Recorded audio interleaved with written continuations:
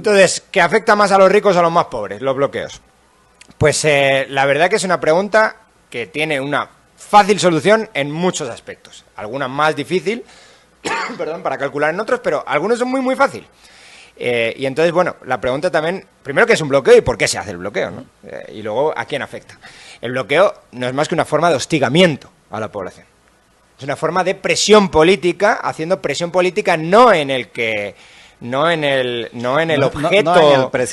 objeto directo, sino en un objeto indirecto. La población nos vamos a cansar de una situación, de unos costes que nos están tirando los manifestantes, pero los manifestantes a su vez, y son muy enfáticos en esto, nos tienen que decir, nos tienen que convencer que no es por su culpa, que ellos son luchadores por la democracia, ellos son, son seres de luz, que en realidad, si están haciendo algún coste sobre nosotros, es por nuestro bien. ¿Sí? Yo no compro esto, evidentemente, pero bueno, esta es la forma de ver el mundo de ellos, también basado en en una mala interpretación histórica de cómo funcionan las revoluciones, de qué consiguen las revoluciones y de cómo terminan las revoluciones. Esto es algo muy fuerte, muy importante. A veces es mejor estar no alfabetizado que estar mal alfabetizado, porque a lo mejor te crees las tonterías que te han contado en el colegio. Entonces la gente idealiza la Revolución Francesa, ¿no? Esto se ve mucho en los que, no necesariamente en el manifestante de a pie, pero sí en el autor intelectual de todas estas manifestaciones, se ve esa forma de ver. Hoy queremos ser nuestra revolución, nuestra nueva revolución de octubre chapina, es una forma de revolución francesa. Nos gusta la Revolución Francesa. Si a alguien le gusta la Revolución Francesa es que no la ha estudiado en profundidad. Si a alguien le gusta la Revolución Francesa no sabe el baño de sangre que generó la Revolución Francesa. No tiene ni idea. Y no tiene ni idea de que generó una contrarrevolución. Y que no solamente manchó de sangre toda Francia, que la manchó con manifestaciones de violencia completamente arbitrarias, sino que manchó de sangre la mitad de Europa. Porque Francia conquistó a la mitad de Europa y la mitad de Europa se rebeló contra Francia. ¿Sí? Entonces, todo esto, todas estas idealistas probablemente tienen muy mal sus datos históricos. Y luego, bueno, concretamente ya bloqueos, como forma de hostigamiento a la después de hacer el paseo histórico, volvamos a Guatemala. Entonces, volvemos a la Guatemala del siglo XXI, y en la Guatemala del siglo XXI resulta que tenemos una Guatemala, no es nuevo para nadie, con con una capacidad de movimiento relativamente restringida a las carreteras. Digo relativamente porque, bueno, sí hay capacidad de ir por aire, pero es relativamente caro, no solamente para una población que no es muy rica, sino también para una población con unas opciones relativamente limitadas a la hora de viajar, porque es más caro viajar desde Guatemala que desde otros sitios mejores conectados. Entonces, tú bloqueas... Muchísimo más caro. Muchísimo más caro, no un poquito, sí, es mucho más barato viajar en Europa o en Estados Unidos que viajar en Guatemala, o de Guatemala incluso aquí al lado, vamos a tiro de piedra, El Salvador, es mucho más caro. Entonces, tú bloqueas las carreteras en un sitio donde volar es difícil y caro, bloqueas las carreteras en un sitio donde no hay tren, bloqueas y donde el transporte público es relativamente deficiente, y cuando bloqueas eso, de facto, encierras a la gente en la casa. Esto es lo que ha pasado, y esto es lo que está empezando a dejar de pasar, sabe Dios, ahora estamos hablando de la incertidumbre. Ha dejado de pasar, pero bueno, ahora viene el 20 de octubre. Sabe Dios si va a volver a pasar con más fuerte. En cualquier caso, de facto encierras a la gente. O sea, no hay otra. Estás encerrando a la gente en su casa. Entonces, la pregunta es, cuando encierras a la gente a su casa, ¿a quién le haces más daño? ¿Quién tiene más necesidad de salir y quién se va a comer atascos kilométricos o incluso no va a poder pasar? O van a hacer esta cosa horrible que es básicamente un bullying puro y duro de hacer bailar a la gente.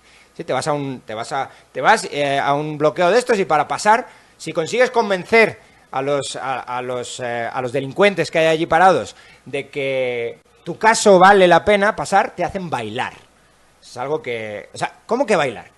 Eso que te están haciendo es quitarte tu dignidad. Puro y duro, no hay otra cosa. Luego, además, hay mareros, que no sé cuánto de vinculados directamente están con los manifestantes, que te piden dinero directamente. O el propio manifestante que sí, que no es de ellos, que sí, que seguro que no es de semilla, lo que te dé a ti la real gana. Pero ahí hay un tipo pidiéndote o dinero o quitándote tu dignidad para pasar. Eso que quede claro. La gente que está hablando de de la lucha por la democracia, de la igualdad de todos ante la ley, están quitándole la dignidad a toda la gente que quiere pasar por ahí o quitándole dinero, explícitamente. Y la pregunta es, ¿quién tiene que pasar por ahí? Realmente desde la pandemia ya sabemos quién tenemos más capacidad para quedarnos en casa y no tener un impacto directo en nuestras cuentas, y quién no la tiene. Evidentemente hay de todo aquí, pero sabemos que el teletrabajo es mucho más fácil implementable cuanto más valor añadido generas en la economía. Muchísimo más. Entonces la gente con más poder adquisitivo tiende a ser todos aquellos que nos podemos meter en casa una semana y que no tenemos que salir a ningún bloqueo, que no hemos tenido que bailar y que no hemos tenido que pagar armareros. Y la gente más pobre... Si es que tienes comida y agua. Ahora vamos con la comida y el agua, ahora vamos con eso. Sí, yo solamente me estoy enfocando en una cosa, que es el que se va a comer la cola en términos de costos, el que se va a comer la cola en términos de dignidad y el que se va a comer la cola en términos de de pagar directamente al delincuente, sea marero o no, que está bloqueando la carretera, son los más pobres, no son los más ricos. Si es mega rico, se va a ir en helicóptero. Si no es mega rico, va a trabajar en casa. Y no vamos a tener un impacto en nuestras cuentas. Si no, va a tener que ir a trabajar, muchos de ellos. Y si tienen que ir a trabajar, típicamente va a ser la población pues menos pudiente, nos guste o no nos guste. Y luego está la parte de la comida, que es la que tú comentabas, ¿no? Oye, sabemos que es que lo buscaban los bloqueos explícitamente, es que ha sido peor que la pandemia, porque la pandemia al menos los camiones, bueno, no sé si peor, porque la pandemia es mucho más largo. Sabe Dios cómo va a acabar esto, pero bueno, en cualquier caso, en pandemia dejaban entrar insumos. Ahora resulta que no dejan entrar insumos. Los camiones parados durante días, y ahora vamos con las pérdidas a las empresas también, pero los camiones parados durante días. ¿Qué ha pasado? Pues lo que esperábamos cualquiera con dos dedos de frente, desabastecimiento. Entonces, ¿cómo afecta el desabastecimiento al más rico y al más pobre? Afecta muchísimo más que proporcionalmente, pero muchísimo más al más pobre. Por dos cosas. Primero, porque los que tenemos capacidad para hacer frente a un gasto imprevisto, lo que hacemos es decir, bueno, preveo el desabastecimiento y antes de que ocurra el desabastecimiento, me compro en casa de todo, me tengo el congelador lleno para los próximos 2 meses. Yo tengo el congelador lleno en casa para los próximos, fácil, mes y medio, porque ya ha pasado 15 días de estos animales. Bueno, pues mes y medio, lleno el congelador de cosas, lleno la despensa de arroz, lleno la despensa de... Yo compré con precios baratos. Yo compré, o con los precios, no sé si baratos, pero compré con los precios de hace antes 2 semanas del desabastecimiento. ¿Por qué lo puedo hacer? Yo lo puedo hacer porque tengo ahorros. Otra persona que tenga también capacidad alta lo puede hacer porque tiene ahorro o porque tiene acceso a crédito. Si tienes un ingreso alto, vas con la tarjeta de crédito y, bueno, pues aquí primero paz y después gloria. Y el más pobre no tiene capacidad de hacer frente a imprevistos. Y esto es un imprevisto. Acelerar consumo o acelerar el pago del consumo futuro es un imprevisto. Ese consumo no necesariamente acelerar el pago va a conseguir o vas a tener menos costos. Eso no es una tontería. Yo al final simplemente he adelantado un costo que iba a tener en cualquier caso. La pregunta es si el más pobre puede adelantar el costo. Y la respuesta es que no. ¿Y por qué no? Principalmente porque no hay colchón de ahorro y porque posiblemente tiene menos acceso al crédito que las personas... No, posiblemente no, seguro. Tiene menos acceso al crédito que la persona más rica o el crédito le cuesta mucho más caro. ¿Sí? Por cualquiera de las vías no puede o tiene una capacidad muy limitada para adelantar consumo y abastecer su demanda o su capacidad de habituallamiento. En otras palabras, lo que se conoce como viven al día. Eso es, viven al día.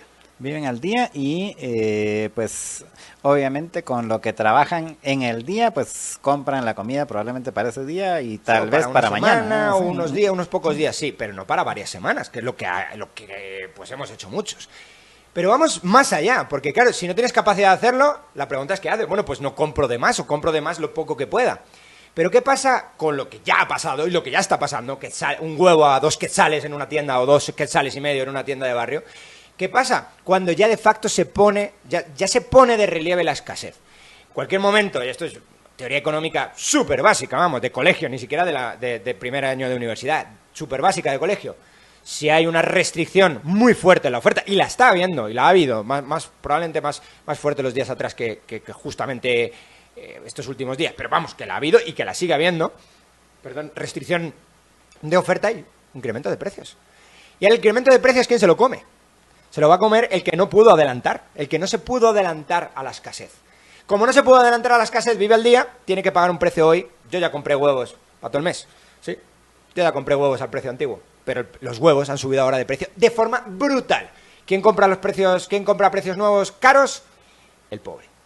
Entonces, el que vive día a día. Esa persona, pues a lo mejor ahora lo que tiene o tiene que sustituir huevo con una comida de peor calidad, lo que haya, lo que exista, lo que sea más barato, lo que no haya subido tanto de precio. El coste se lo come, ya sea por un precio mayor, por precios de escasez, o por un cambio en el patrón de consumo, que haga un nuevo patrón de consumo subóptimo.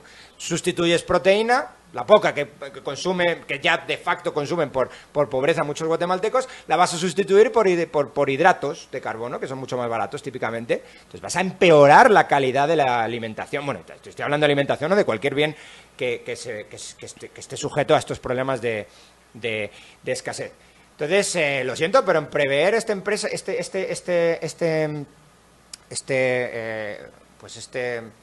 tanto en la forma de previsión como después en el momento donde estás en el desabastecimiento, lo van a sufrir mucho más los más pobres. Y además es todavía más sangrante el problema, porque los más pobres son los que dedican más porción de su renta a los alimentos, que es típicamente lo que más sube de precio, y los insumos perecederos, que es típicamente lo que más sube de precio en momentos de escasez derivadas de este tipo de bloqueos. Entonces, claro, si yo tengo que gasto el 10% de mi ingreso en alimentación y me lo suben al 12%, pues, o al 15%, ha subido un 50% mi costo en alimentación. ¿Y me duele? Pues sí, a todo el mundo le duele. Efectivamente, ese 5% lo puedo dedicar a cualquier otra cosa. Ya he argumentado que lo más probable es que lo único que he hecho es adelantar. Ni siquiera a mí me ha afectado y a la gente con más poder adquisitivo le ha afectado en absoluto. Pero porque tenemos capacidad de adelantarlo, pero imagínate que no la tuviera o que no lo pude prever. Pago un 50% más por los insumos, por los alimentos. Pues oye, no, lo hago. Tengo capacidad de hacerlo y no me importa, lo hago. Este mes ahorro un 5% menos y listo. ¿Y el más pobre? ¿Y el que gasta el 80% de su ingreso en alimentación? ¿Gasta ahora el 120%? No puede gastar el 120%. Si no puede gastar el 120%, ¿qué es lo que significa? ¿Come menos? Pues sí, pues come menos, o peor, ¿sí? O gasta todo su ingreso, o simplemente se tiene que quitar otras cosas que son súper importantes para él. O se endeuda para pagar la electricidad, ¿sí? Esto es lo que le pasa a los más pobres. En los ingresos creo que todos salimos afectados, pero nuevamente se repite lo mismo, ¿no? Sí, bueno, se repite lo mismo con alguna dinámica extra. Pero sí, al final los manifestantes... Los manifestantes es una mala palabra porque se pueden manifestar de buena manera. Los bloqueadores. Los bloqueadores, los delincuentes que andan abusando del derecho de manifestación. ¿Sí? Porque se están manifestando efectivamente, pero se están manifestando con el objeto de hacer daño. Esa es la clave de esto. Pues sí, puedes hacer daño pacífico, si lo quieres ver así, pero estás haciendo daño. O sea, la gente dice, bueno, es que no son pacíficos. Bueno, si yo me voy a tu casa, me siento en la puerta de tu casa. No en la puerta. Entro en tu casa, me siento en tu casa y digo, a mí no me saques de aquí, no me toques, que eres un violento. Es tu casa. Entiendo que la vía pública no es exactamente tu casa, pero... Estás hablando de los ocupas de España, ¿no? Bueno, esos son ocupas en España, pero hay ocupas de carreteras en Guatemala, sí. Pero sí, se puede hacer la analogía, efectivamente. Pero bueno, en cualquier caso, es un abuso del derecho de manifestación, sin ninguna duda. Tienes derecho a manifestarte, lo que no tienes derecho es a quebrantar derechos de terceros. Y las manifestaciones de Guatemala de octubre buscan explícitamente quebrantar derechos de terceros. O sea, llámalas pacíficas en el sentido que a lo mejor no inicias explícitamente la violencia, pero es desde luego abusar del término pacífico. Pero están preparados porque tienen palos, bueno, tienen pero bueno, eso es tablas con clavos y todo. O sea, sí, o hay una rueda ahí prendida a fuego, sí, o sea, cuidado con la palabra pacífico, ¿sí? Pero bueno, en cualquier caso, están convencidos todos estos delincuentes que están generando pérdidas millonarias a las empresas más poderosas de Guatemala. Y sinceramente esto probablemente es el único punto donde tienen razón. Sí están generando esas pérdidas, ¿eh? La pregunta es a quién afectan más estas pérdidas. De facto están haciendo mucho daño a la economía de Guatemala. Pero la pregunta es ¿a quién? Y no está nada claro que sean las empresas más poderosas las que se lleven el golpe más fuerte. Las empresas más poderosas también se están llevando un golpe. De esto no hay mucha duda. Pero ahora bien, vamos a ver. Los bloqueos no se distribuyen de forma simétrica. El impacto de los bloqueos no se distribuyen de forma simétrica entre los sectores económicos. Podemos pensar, hay sectores con alta rotación de inventarios, ¿sí? Lo que llamamos alta rotación de inventarios, que se venden y se compran muchos. Las naranjas se venden y se compran muchos. Las joyas no se venden y se compran muchos. Los sectores que tienen alta rotación de inventarios son los más afectados, porque son los que necesitan reponer inventario y los que a veces no pueden adelantarse a reponer el inventario. Sobre todo, los sectores más afectados serán los de perecederos, ¿sí? Por ejemplo, la gente de las verduras, hemos visto en redes sociales gente llorando, ¿sí? Pequeños agricultores llorando. ¿Por qué? Pues porque les han machacado, ¿sí? Gente, por ejemplo, no tienen por qué ser pequeños, gente de los bananos, las bananeras están muy afectadas. ¿Por qué? Se entiende, es un perecedero con alta rotación. Es decir, tengo que vender semanalmente. Y si corto y tengo que cortar ya, y si no vendo, pues se pierde la producción. Algo pueden mover, pero no pueden mover mucho. Evidentemente, un sector con no tanta rotación y con no perecedero, por ejemplo, el café, no va a ser tan afectado. El café, pues oye, pues me puedo esperar. Me puedo esperar unos días o me puedo esperar un mes y después de un mes lo intento sacar. Seguro que le estás generando una pérdida, pero la pérdida es mucho menor que porcentualmente o relativamente que la leche, que el queso, no sé si todas esas cosas perecederas con un rango, además de perecedero muy rápido, eso el banano es clarísimo, ¿no? Y el aguacate es clarísimo también. Entonces eso los estás matando, ¿sí? Alta rotación de inventarios, importante. Alta presencialidad de trabajadores. Hay empresas que necesitan trabajar cara a cara. No hay otra posibilidad. Todo el comercio. Sí, el comercio es muy afectado. Ahora, ¿quién lleva la mayor parte del comercio? El comercio principalmente es un sector informal. No son las grandes empresas. Sí, al comercio lo están matando. El comercio necesita esa presencialidad, gran parte de él, o la mayor parte de él. ¿Sí? Si depende de venta al público, en general, venta cara al público, están muertos. Restaurantes, por ejemplo, se quejan mucho porque son, evidentemente, de los más afectados. Entonces, pero no todas las empresas son así. Habrá empresas que tengan muchos inventarios o que puedan hacer que los inventarios duren, que los inventarios roten poco. ¿Sí? He puesto antes el ejemplo de la joyería, otros muchos sectores que pueden ser así. Sectores donde no dependan de la presencialidad de los trabajadores. ¿Sí? Hay sectores que podemos, en la universidad donde yo doy clase, hombre, es mejor una clase online. Perdón, es mejor una clase presencial, sin ninguna duda. Y se puede cobrar mucho más por ellas y todo. Pero tenemos un buen sustituto, ¿eh? A mí ni un centavo me va a bajar los ingresos. Cualquier cosa que no dependa del cara a cara va a ser menos castigada. Menos afectado. Y luego está el tamaño de la empresa, que esto también va a importar. ¿A quién le va a impactar más? O sea, puede ser que una empresa sea muy grande, la típica bananera, con una rotación muy alta, y esas empresas sí les va a afectar mucho, incluso siendo grandes. O sea, esta es la distribución no simétrica que hablaba antes entre sectores económicos. Pero también tenemos una distribución no simétrica de los impactos en función de cómo de grande o de pequeñas son las empresas. Entonces, a ver, si una empresa es muy grande, tiene capacidad financiera, igual que para lo que hemos contado antes de las personas, aquí aplica exactamente lo mismo. ¿Cuánto puedo aguantar financieramente un costo inesperado o un vendaval o un impacto negativo inesperado?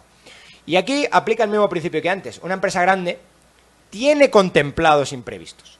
Los tiene contemplados. Y luego, si los imprevistos no ocurren, pues eso que se añade más a la cuenta de resultados. Una empresa pequeña típicamente no. O tiene menos, o incluso si los tiene contemplados, tiene menos capacidad para hacer frente a esos imprevistos.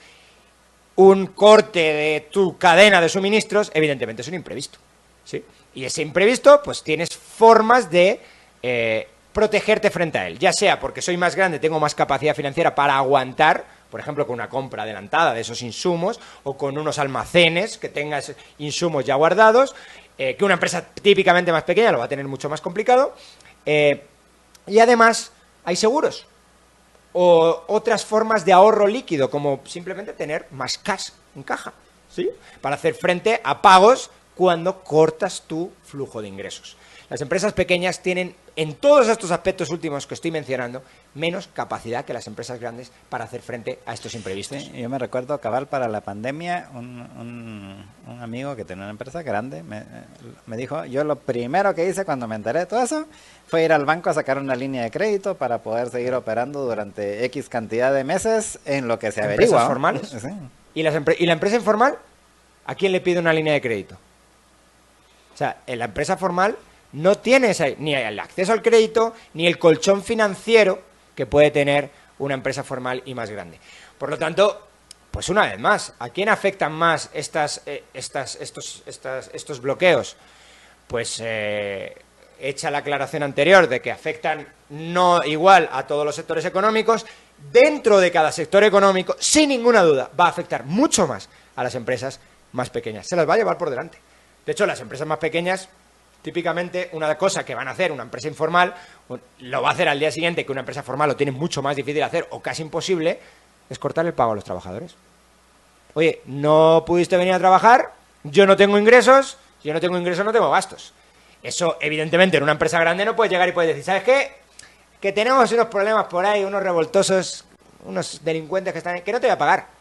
Entonces, tú llegas con tu contrato de trabajo y dices, no, sí pagas.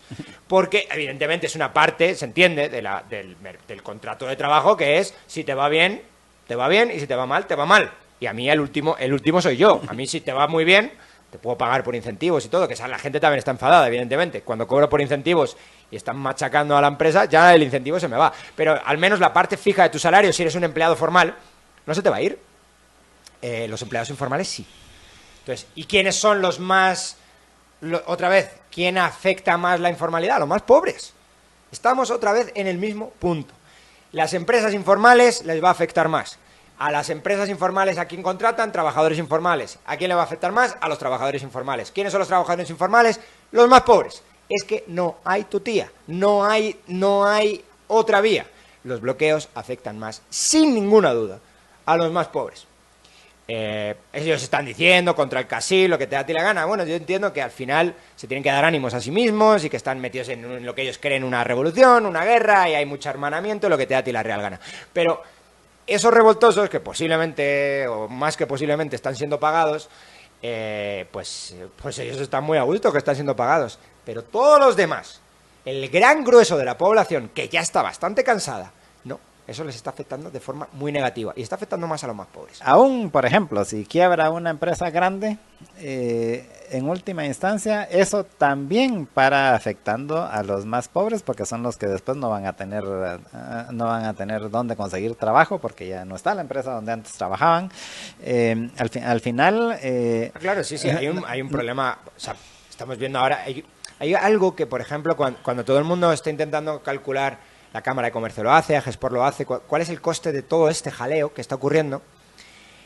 Hay un coste que no meten, que es el coste reputacional. Entonces, te voy a poner un ejemplo un poco de andar por casa, pero vamos, un ejemplo real En El Salvador están preocupados, porque nosotros vendemos mucha verdura en El Salvador. Entonces, en El Salvador están diciendo, yo tengo mi propio giro de negocio, donde la parte de mi cadena de valor depende de tu entrada de insumos, de que tú me vendas a mí algunos de estos bienes. Entonces, a mí me estás matando. Si a mí me estás matando, yo voy a buscar el giro de la cadena de valor en otro lugar.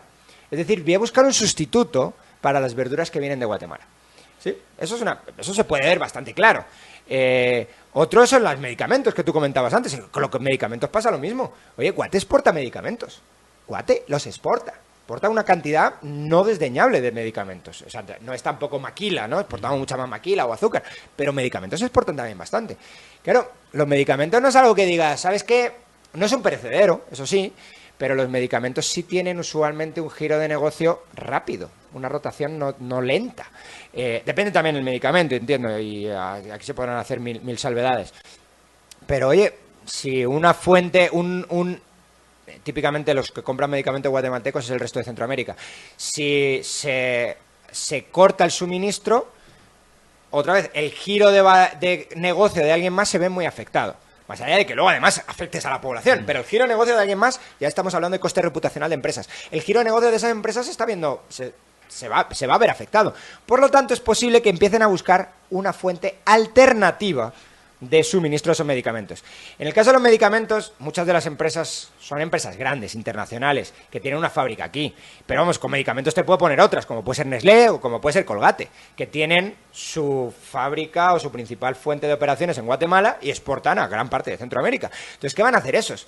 No vas a buscar una fuente alternativa a vender Nestlé en otra parte. No, porque es Nestlé ya, o sea, no es otro. Pero ¿qué es lo que sí puede empezar a plantearse Nestlé? Guatemala no es un buen lugar donde tener mi centro de operaciones. Entonces puedo empezar a mover operaciones desde aquí a otros lugares, en la propia Centroamérica o en cualquier otro lado, donde haya menos riesgo de que se corte la cadena de valor. Entonces, ya sea porque en la cadena de valor se busque un socio alternativo en términos de otras empresas que no sean guatemaltecas, o ya sea porque las empresas internacionales guatemaltecas decidan que para que no se rompa toda su cadena de valor en todo Centroamérica o en parte a lo mejor incluso también de México, pues simplemente lo que hagan sea mover operaciones desde Guatemala a otros lugares. Cuando eso ocurra, si es que ocurre, y si desde luego esto se queda mucho tiempo, va a ocurrir, lo que va a ocurrir es que va a haber gente que sea despedida en Guatemala. Lo que queremos hacer es muchas empresas que vengan aquí a dar mucho trabajo a muchas personas para desarrollar el país, mucho capital, mucha inversión, lo que se llama de forma, pues a veces, bueno, inversión extranjera directa. Queremos muchas empresas que se vengan a colocar aquí para tener un altísimo valor añadido, que se peleen por los trabajadores, al pelearse por los trabajadores no tengan más remedio que subirles el sueldo a los trabajadores. Si las empresas se van, lo que va a ocurrir es todo lo contrario, un proceso de descapitalización donde los trabajadores ahora tienen menos alternativas, donde hay menos competencia en términos de empresas, menos alternativas donde emplearse, y el único remedio que van a tener va a ser emplearse en trabajos cada vez peores. Y esto es un riesgo que evidentemente todavía no está, bueno, es un riesgo que sí está encima de la mesa, es una acción que todavía no ha ocurrido, pero que desde luego si las cosas siguen así, empezará a ocurrir, por supuesto. Las empresas ya piensan estas cosas. Sí, y al final realmente es tan triste y lamentable. Yo tengo 5 años de estar hablando de la importancia, aunque no me han hecho mucho caso, lo salvé, de la importancia de aprovechar todo lo que se está dando alrededor de China para atraer empresas aquí a Guatemala. Claro. Y 2 semanas de bloqueos y te arruinan todo lo que se pudo haber hecho durante años para tratar de atraer empresas. Mira, al final hay un riesgo geopolítico muy fuerte ahora mismo en el mundo. El mundo y es un desastre para la economía mundial, aunque sea una oportunidad concreta para Guatemala. Es un desastre para la economía mundial. El mundo se está polarizando. Yo tampoco es que yo sepa de geopolítica, pero vamos, con lo más básico de geopolítica, sabes que se están formando bloques. Y pues esos bloques son más o menos, así a grandes rasgos, un bloque centrado en Estados Unidos y Occidente. En general Occidente es esa idea un poco etérea de Occidente, pero países de tradición occidental, Europa y satélites, aunque ya Europa es un satélite más de Estados Unidos. Pero bueno, en cualquier caso, cultura europea y satélite, si lo quieres ver así. Y la otra es China, ¿sí? Y esto es un desastre para la economía mundial. En cualquier caso, sea o no sea un desastre para la economía mundial, lo que significa es que hay una desglobalización y un patrón de inversión no tanto basado necesariamente en ventajas comparativas, sino una ventaja comparativa teniendo en cuenta la pertenencia a un área geopolítica. ¿Y por qué? Porque se entiende perfectamente que hay un riesgo de que China mañana te llegue y te diga bloqueo de esta... bloqueo, es que al final es lo mismo, el efecto económico es lo mismo que un bloqueo. Este área no, este área es estratégica. Sí, también los Estados Unidos va a hacer eso, ¿eh? Vamos, lo está haciendo, lo están haciendo los dos. Este área es estratégica, como esta área es estratégica, ¡ay! ¿Hiciste inversión en esto? ¡Ah, qué mala suerte! Que lo siento, pero tu inversión vale 0. Pero eso es un riesgo brutal por generar un extra de rendimiento que es marginal, que, bueno, o que puede ser importante incluso, un extra de rendimiento bastante importante por plantar una fábrica, una actividad económica cualquiera, en un área económica determinada. Si esa área económica no coincide con la que tú vendes, con la que tú como empresa estás vendiendo, tienes el problema grave de que en algún momento la política se meta entre medias, la geopolítica se meta entre medias, te lo consideren un área estratégica y automáticamente eso valga 0, tu inversión. Por lo tanto, muchas inversiones están viniendo a Latinoamérica, muchas inversiones de alguna manera relacionadas al área que se está formando geopolítica occidental, separada pues, del área china, toda esa formación está beneficiando marginalmente, sí, pues a la economía latinoamericana. Entre ellas podría beneficiar a Guatemala. Pero en Guatemala no lo estamos perdiendo. No hay un incremento brutal de inversión extranjera directa, no está ocurriendo como si está ocurriendo en otras áreas de Latinoamérica, como si se están yendo pues a inversiones de China a otros países del sudeste asiático, entre ellos la propia India o por ejemplo Bangladesh, Vietnam, todo eso, toda esa deslocalización o nueva localización, ¿sí? Ahora se está poniendo de moda el término nearshoring, ¿sí? Pero no necesariamente el near es cerca, near, en inglés, cerca, ¿no? Pero no cerca de cerca geográficamente, que también, sino sobre todo cerca en términos geopolíticos. Que seas un actor políticamente eso confiable. Que ahora tiene otro nombre, ahora es friendshoring. Ah, bueno, pues es mejor nombre, sinceramente. Es mejor nombre. Entonces se pueden combinar los dos, el nearshoring como área solamente geográfica y friendshoring como aliado geopolítico. En cualquier caso, pues mal que bien y con todos los jaleos que hay políticos en el mundo, Guatemala se considera área de Estados Unidos.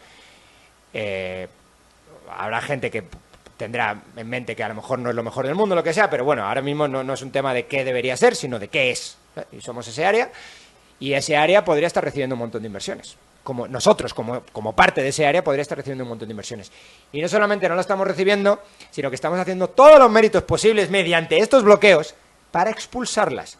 Porque no hay diferencia entre económicamente hablando, políticamente sí, económicamente hablando no hay diferencia entre bloquear por estos, porque somos luchadores por la democracia de forma así un poco, pues bueno,